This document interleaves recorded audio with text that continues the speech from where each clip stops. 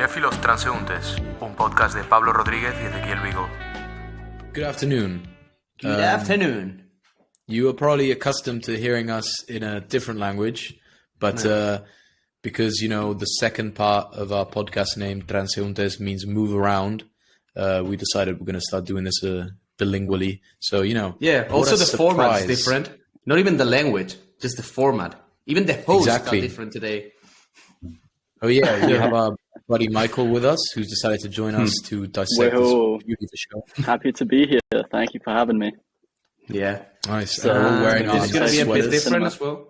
This is going to be a bit different. Oh, This yeah. is going to be movies. We're actually going to do a quick special section, or I don't know how to call it, but we're going to be reviewing sub-series. the Last of Us.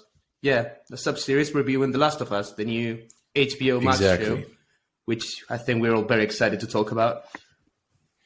The new absolute gemstone by HBO. Which Did you guys hear about the release before it came out? Because I feel like I heard a lot about the Game of Thrones sequel. I heard a lot about pretty much everything else, but I didn't know that they were doing Last of Us until like a month ago. I mean, I heard about it like ages ago when they announced that like it was in production. Yeah. But I didn't hear that much about like the upcoming campaign and like the release. I knew it was in production, but because I liked the game, not because it was like on my face. Yeah, that's when I knew a long time ago, but like the actual release date I didn't know until pretty recent. And I also knew because you know when you play a game or you consume any form of media and it leaves you hungry for more shit and you go on like a ton of Google searches related to that. And now because we're all being listened to and the algorithms. Yeah, so I used to get a bunch of Last of Us shit on my feed when I first played the game. So Yeah. I definitely got So I you got don't news pretty early. Yeah, can you even trust your taste anymore? I mean, I think we should not at all. start like. I mean, because don't after think- Avatar too, I feel like my expectations weren't that high. I was Oh, like, yeah, they're it was gonna in the ruin it Avatar. the same way that like any big name just gets ruined. Yeah. So buddy Michael was with Avatar us was for dodgy. like when we watched Avatar. So do you want to do like just like 30-second review on it while we just go into The Last of Us? Because we never got a chance to talk about it, and we went hard on Avatar Yeah, man. too. I gave you We're a gonna voice. go harder. All right, man. In a nutshell, I was waiting 10 years for what I thought was going to be the best movie of like the next 20 years. I think I saw that they spent like $1 billion on like the next 3 movies that they were filming all at the same time. And I was really hyped. You guys were hyped. We walked into the cinema. And then the second it started, 10 minutes in, we're just looking at each other like, bro, this is 3 hours long. I need to get out of here. I need to get out. It was really bad. Yeah, exactly. But I mean, I don't know. I feel like my expectations for The Last of Us wasn't that high, but after seeing it and just seeing like how they did a really good homage to the game, like I was really surprised and really happy with that. That's actually a very good point. I think that was my I think that was my favorite part because so many transitions really felt like the cinematic in the game. Like it really felt like they were introducing when they introduced the new characters. Yeah, they did just, like, some absolutely A+ top tier camera work because especially the scenes in the car, identical to the flow that was in the video game. Yeah, incredible. What about the one with the soldier when they're escaping with Ellie, like for the first time going out of that was shit, good. Like, in the end of the chapter, that was recreated, I think, one by one. Like obviously different actors and whatever, but like it was very impressive. Like but you know what they did? You know what they were missing, actually? There was one thing that was different in the game. And I know because I think like a couple nights before I was playing it over with Michael. And when he points a gun at them and the guy comes over in the walkie-talkie, he's like, he hears his orders and then he's like, "Sir, they have a child." All right. Which I think, that was a good line. I think they could have put that in there, but I think they wanted to dehumanize this guy as possible. They were really trying to do that fuck these people type of vibe. And they made it way more distressing than in the game. I feel like those 2 days ago when we did play the game, I'm like, oh, okay, this all jogs about. And I just rewatched the beginning of that scene just before the podcast. And I think I only saw one difference, which was, you know how in the game they get T-boned by the car? Yeah. I think in the TV show, like it's a plane that crashes and some like shrapnel like hits the car and like topples them over. I think that's literally the only difference in the entire like camera work. Yeah, that's Pretty true. impressive. That's true. That was actually. I think they removed that scene because it was probably going to be quite difficult to film because they were doing like the car was kind of like driving around people and kind of running over a few people. To be fair, and then suddenly, like the fucking car just comes out of nowhere, smashes into the side of them, which I guess is hard to do with like real actors and shit. But so what did you think about that, what they've done with the cast? Yeah, that's what I was gonna say. What do you think about great, man. Pedro Pascal? Stellar. Every time I see casting. that guy, I just know he's just gonna like go in. And Pedro Yeah, that's Pascal so well. kills every role he's in. And he's You know also you're wearing in for the a treat. exact same clothes. He's wearing the exact same clothes in every single scene, at least in this first episode, as we see in like the beginning of like the game. So like you know that jean jacket he wears when he's selling Yeah, the of police car drugs? Exactly the same. A manly man's The one thing that wardrobe. did bother me about the cast though, and this isn't like a big thing, but it's Ellie. Yeah, Actor yeah, is Trust. killer. Like she's what's her name? I wrote it down here. It was Bella Ramsey. She's a Bella crazy Ramsey. good actor. But She's her incredible face, in Game of and Thrones. this is gonna sound really mean. Her face just throws me off. It doesn't. yeah. look She's anything got a like, weird like look. She like Ellie in the does game. like the characters with the weird face, but I think that's normal. I mean, I'm because saying more in terms of like It's not like she a- just looks different. It's not big, Yeah. obviously. It just throws me It off. doesn't give the same vibe as Ellie gave. Like Ellie gave more of a vibe of innocence, Like cute but which is dangerous. broken every time Yeah. she speaks. You know, like Ellie, if she was just quiet and like looking at nothing, she looked like just this innocent like little niece. You're like, yeah, have a cookie, and she's like, fuck you. But this girl, Yeah. like, even when she's just chilling, like she's mad dogging people hard. She looks like she's gonna stab you all the time. I Well, knew she was she going to actually be a did good role when she's stab like someone chained already. up to the thing, and she's like, "Let me out, motherfucker!" Like the way she says "motherfucker," I was like, "Damn, okay." Motherfucker. She's committed. She does it good. She does it good. And I think as the show, I think it's obviously a bit of a shock coming from the video game. It always is, you know. It always is difficult, the transition. I reckon we'll get used to her, and she's probably going to do something cool with the character. Because she, like you said, she is a very, very good actress. So She did kill I'm it in Game of excited Thrones to as see well, where that right? goes. I've also found Yeah, she like was I great. was reading some not reviews but like comments on the upcoming like news cycle before it was released, and they said like the producer said like it was going to be a very good show for the people that have watched the show, like have played the game and they love the games. But if you're like a diehard like fan, you're gonna find differences, and the differences are like on purpose. And I think one of them, Michael has already said before, like behind cameras. And it was like, it isn't necessarily the same type of virus or the same type of infection. And I think it's very clear when they say like, they talk about like ergot and like the fan guy that grew on like LSD and that made people hallucinate and stuff. No, but and it is. Gonna be, It is. It's fungi. Like it is. It is the same as in the game. It's fungi. yeah, but like it's not. the It doesn't disease, have I think, I'm the. pretty sure It it's doesn't the have same. spores. I It think. spreads differently, I think. Yeah, I think it spreads differently because it doesn't have So spores. they because do- in they the game do they were wearing reference that masks in all the time. Remember that? They do And the reference soldiers that Oh don't wear yeah, masks, though. that's true. 'Cause- I was just, but to be fair, I was just wondering if that wasn't because they weren't going in like a spore dense area. Like maybe they do it further in the show, actually. But did you realize that how in one of the scenes of the episode, like they focus on like the dust in the air, which is supposed to like be the spores, because that was a massive part of the game. Like you had to put your gas mask on in like pretty much any other scene. But Yeah, I think the way that they portray the way that the virus is, well, not the virus because it's the fungus in the end. The The way that it's infection. spread. You need to like bite the person and then the thing comes out of the zombie's mouth, you know.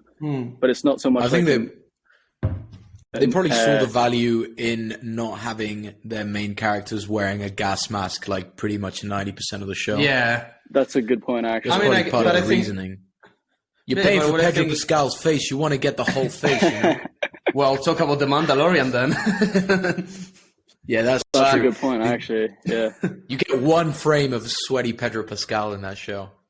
yeah. But I think they did a good job with the whole parasite aspect because I saw this comparison about this. I think it was this parasite which like eats an ant from the inside and starts. They growing talked like a about it on the fungus show as and well. Starts like. Yeah, did they include that in the show? Yeah, they mention it. So yeah, I mean, like tell I you saw it what, on Reddit as well. I was like shocked. The one thing that for me is, well, pretty much the first scene of the show that I was like, all right, this is going to be a good show. They don't give you, in the game, they don't give you that kind of context about the disease that much. It's just kind of, you're hearing like TV static, radio static in the background that you're like, oh, well, what's going on? There's some shit going on. And then the scene that they give you at the beginning of the show, I think is fucking incredible. Because those two scientists talking on that talk show, talking about the fungus, and that moment he's like, what happens then? We lose. Oof, that's a hard line. That's a hard line of dialogue right there. I watched the first episode with my mum, and she's like, I was like, do you want to watch it? Because I really want to watch it. And she's like, okay, sure. Literally after that intro, she's like, shit, this is going to be intense. I can tell. Like, you have no idea. You have no idea. It's going to be so good. I can imagine the It is fucking right. Like the whole photography and cinematography of the show is just gonna get crazier because they've already like nailed down the aesthetic. I felt like even the small like market and where they were like burning the bodies, that was very like true to the game and how it felt in the game. Like the small city and the small streets, but it was still with people. But it was they're gonna have to do some complex camera work. Yeah. Also, I do like that they changed the story a little bit because you know how in the beginning of the game, I think the guy's name is Robert, the guy who you kidnaps his. Yeah, exactly. So it's because of guns in the game, but in this case, it's because Tommy's still alive, and he has to travel across the country for Tommy. It's not just like you're not exchanging like a girl for guns. That would be weird in real life. I think they did a good job in changing that because it gives them a little bit of leeway in terms of like what they can do with the show in the long run. I think it makes it more digestible as well. It also gives you a bit more of like, because the first concern that probably like as the average show watcher after that sequence and then Joel's in the future, like what the fuck happened to Tommy? Which is kind of what happens in the game. Like in your first reaction is like, where the fuck is Tommy at?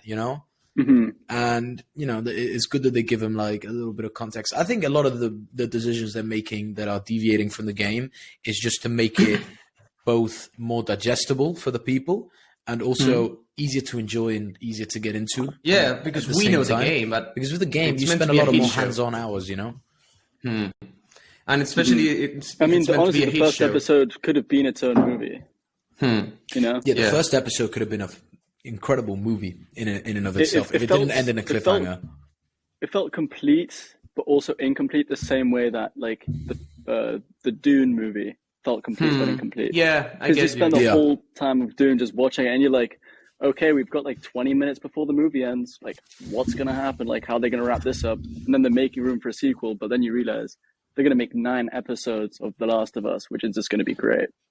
But I think especially those changes. Big treat as well. Hour 20-minute episode. I wonder if they're going to do that more.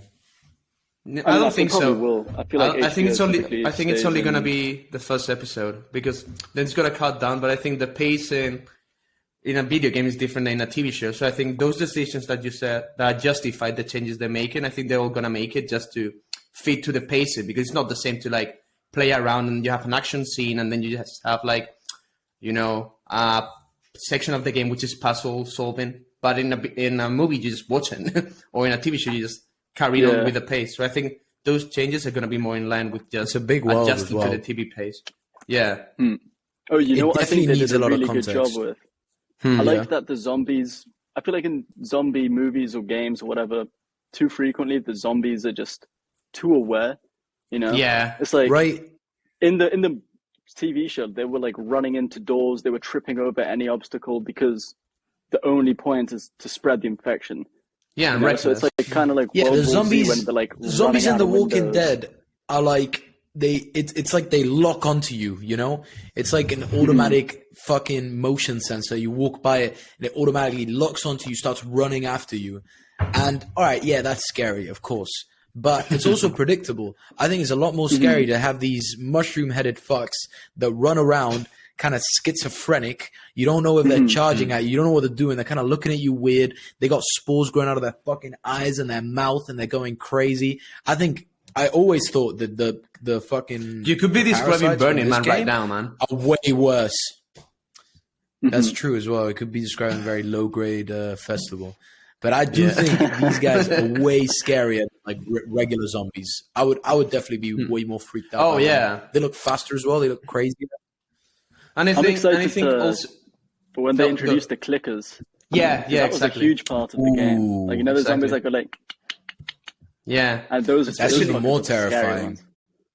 That first zombie we saw again, like pinned to the wall, that was very like, I think it was good because it was like, it was similar to the video game, but I like the design of it. I was like just excited to like see exactly the clickers. I was like, I want to see the clickers now. I want to see how the crazy looking zombies look, because that first one was very creepy.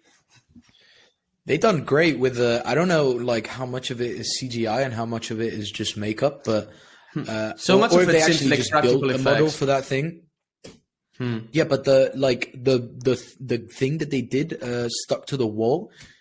That shit looked good, man. It looked pretty much like in the game. I think that's probably a sculpture or as like, disgusting as it should. One thing I always think of, there's a lot of things I'm something else excited that for. bothered me though is you know how in the game you had to spend like hours grinding in the game to get like an assault rifle.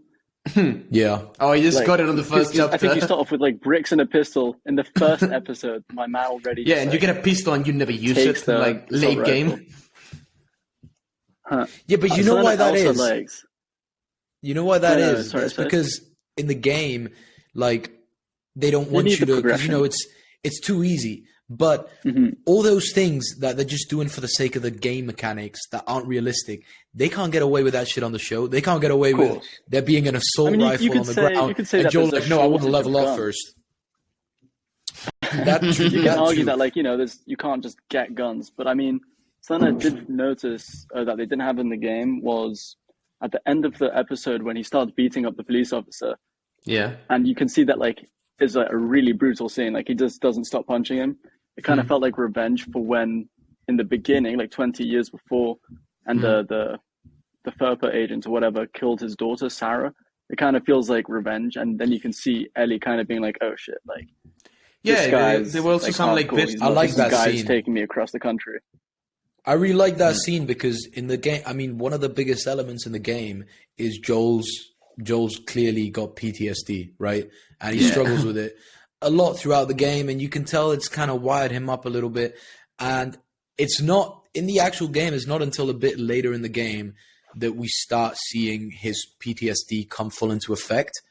And that moment where he's like seeing the light and he gets flashbacks from the light from the guy that shot his daughter and he just loses his mind and goes, that's like a really good example of like, yeah, this shit changed him. He's not just become a little bit meaner and a bigger drinker, you know, he's actually fucked up. No, but that's good because I think in a video game you can get away Joel's with that. great, man. But if we don't get the character development for like a complex character like him from the beginning, then halfway through the show, you just don't care about him. You go like, well, this is not believable now. But I like it because he's the one that's gonna like be in the, you know, front page and like the carrying the show in a way until we get development from Ellie, because Ellie's just a girl now. She's just finding out everything.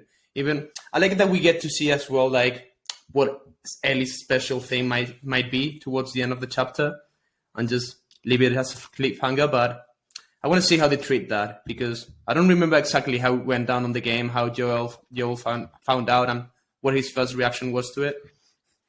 But I think it's going to be great. I love Pedro. It was pretty much identical, to be fair. He was a bit more angry. He was a bit more angry in the game because, and I think they didn't do it in this one. They didn't make him as angry when he found out because, you know, he's still like wired from beating a guy's face, which makes sense. But in the game, it's pretty like, honestly, the differences that it has from the game aren't to its detriment at all. Like, I don't see anything that they changed from the game that I'm like, they should have kept that, or anything they've added from the game that I'm like, oh, that's out of place. To be fair, everything I've seen, I mean, it's how it should be. They're working on some pretty good material. If anything, they should be improving upon it. And that's exactly what I was hoping, you know, deep in my heart. And I was hoping I wasn't going to be disappointed, and gladly, well, I haven't been disappointed. Was that the case? Yeah, you know the scene. I haven't when, played the Witcher Ellie, games, but was that the case? You know the scene when Ellie goes like. Go. The what? No, go. Sorry. Go, Michael. Ellie, the scene where Ellie was. You know the scene Getting used where to Ellie platform. first walks into the apartment, And he's like, okay, I'm going to lie down, take a nap. What am I supposed to do? I don't know, figure it out. And then she points out, oh, your watch is broken. I saw a comparison of like the series episode to the scene in the game, and it's quite literally identical. Exactly the same. Every single shot, every single sentence, the stuff. That's incredible. Everything. So I think like as long as they keep on, respecting the game for what it was and the fans, and like you said, as like making it digestible for people who haven't played the game, I think it could reach up to like. But that's very impressive. That's standards. So impressive. Like managing it's I like how they're doing that though, so because they're able. It to me, it just shows that the directors and the people working on the show are able to recognize what the scenes are in Last of Us that are like, okay, this is an important scene, and this is a fucking masterpiece of a scene. Like this stuff we can change, this stuff we can adapt. We can work with it, but this little gemstone we gotta keep intact because this is like one of the pillars of quality that the show is upheld on, which is who are the directors? What they've done, are they the same ones who did Chernobyl? Yeah, I think so. No, I think so. Yeah, actually, this happens really always with Chernobyl me and Pablo. that we don't do This is a consistent thing of the show that me and Pablo do not do our homework whatsoever, and we always have to search shit up. Okay, so. The creator's Neil Druckmann, who's the guy that created the video game. And the guy who created it for television is Craig Mazin, who worked on Chernobyl and on The Hangover. So, yeah. So a guy with taste, a guy with... all great cinema. With the cinematographic touch, And so far, we're very happy with him. We're very happy with what he's doing. We're big fans. You know who I was really happy to see in the TV show? Anna Torv, who was the chick who plays Teresa. She's the chick in Mindhunter, the scientist. She's very good. She also did Fringe, I think. Was that the show that she was in? Fringe? Yeah, she was in Fringe as well. And she's been off for a while. She hasn't done any like TV shows or any movies or anything like that. She was playing The Last of Us. I think she's like a really good character. Yeah. She kind of looks like... She always kind of... To me, she always kind of looked like that other actress. What's her name? The one from the one that plays Hela in show? Thor Ragnarok. Oh no, not the 70s. Oh. Well, actually, she looks like that one as well. Yeah, right. She looks like Donna. She does. She's like Donna. Yeah. Speaking of, that 90s show just came out yesterday, and that's also really good. Oh, did it? I didn't know. I was not aware. Man, of that. Is it on Netflix? I've been waiting. It is actually so good. I mean, like, not really, because the OG show's better, but they still have like some cameos, so it's fun. I'd definitely give that a watch, to be fair. Well, the one thing, also going back to that actress, this reminds me that we really need to be bringing Mindhunter back, man. That was a killer show.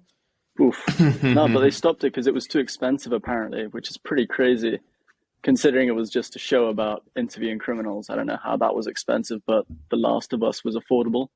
Maybe in terms of like, well, I think The Last of Us has got the craziest demand. Excuse me? I think it probably. I mean, the thing I think is that Mindhunter, like it was big, but I don't think it's as big as like Last of Us is or is going to be. So maybe that also had a lot to do with it. I think The Last of Us has got a crazy budget. Like it's unreal. I mean, this. It's like you said, this first episode is like a movie. They got a plane crashing. They got these full-on action sequences.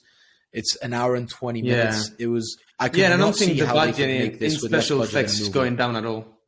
I don't think the budget in special effects is going to go down. Like I think it's certainly going to go up. Yeah, the special effects in terms of like not much happened in this episode. Well, the plane crash, the action scenes were quite crazy. I mean, yeah, but. If I gave you 200 euros and I said, all right, you've got 2 months to make it look like a plane's crashing, I'm sure you can do something for me, Nah, definitely not. That's why I talk about it. I only talk about movies because I'm definitely incapable of making them. Hey, no. You never know, man. You never know. Yeah. You never know. Maybe I'll get my big pick up a little Super 8 camcorder, see what we can do. Just move west, try my luck. You like Sylvester Stallone?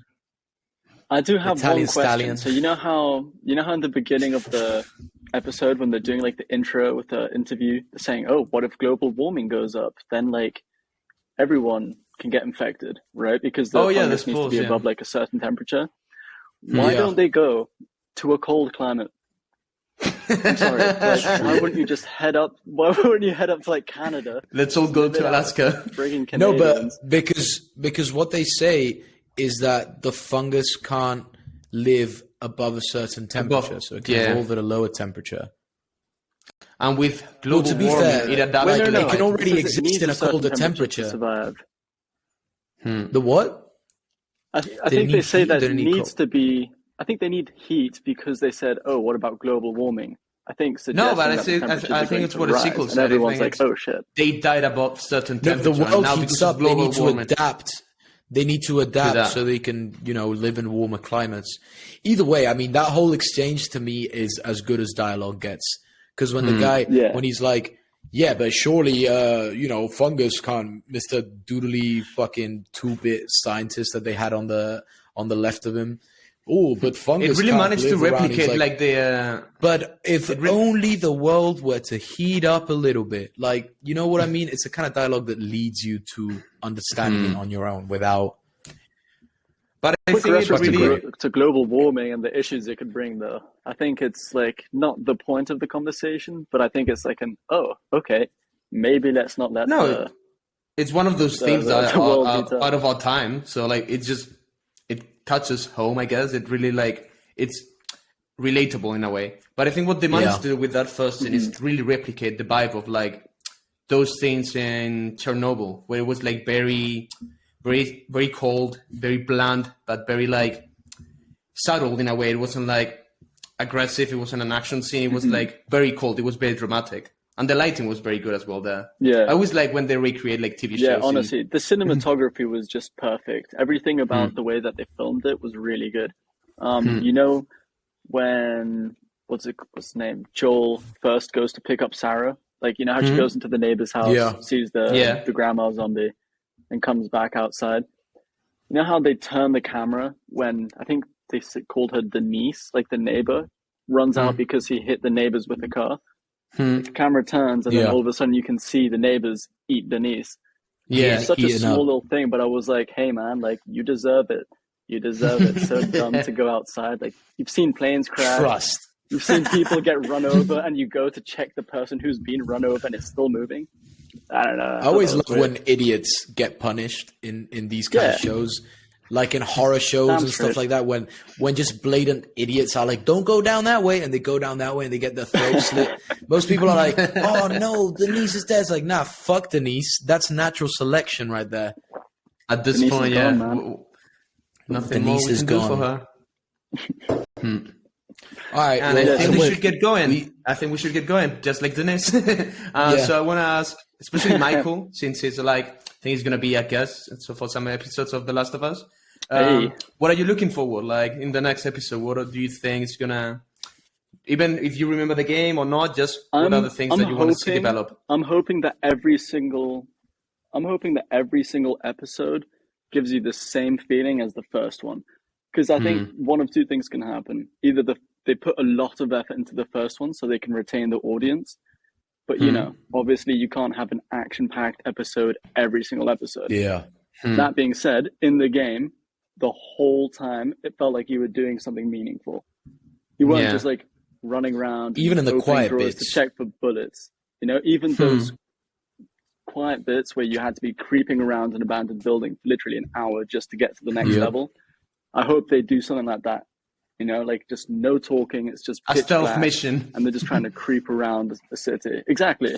A stealth mission, but in an episode. I think that could really work out at one of these. So far, they kind of gave they've been really good. They've been really good at capturing everything that made the game so good in terms of storytelling, in terms of mood, in terms of pacing. And all we can hope for is that they stay consistent. That's all. Like just like we are consistent, pretty much with our podcast. Consistent in just bringing new things, new languages, new places.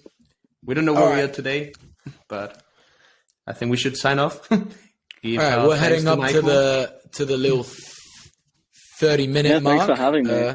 It was a good time. I think it's been a fruitful episode for sure. Thank you very much, Michael. Thank you very much, Pablo. I hope this quality is also good for you guys. We're trying out the new format. I hope it works. Platform and we're putting the transeuntes in cinephilos. We're probably still going to do it because it's convenient. Yeah. All right. Well, heads up, people. We'll be back next week with the next episode.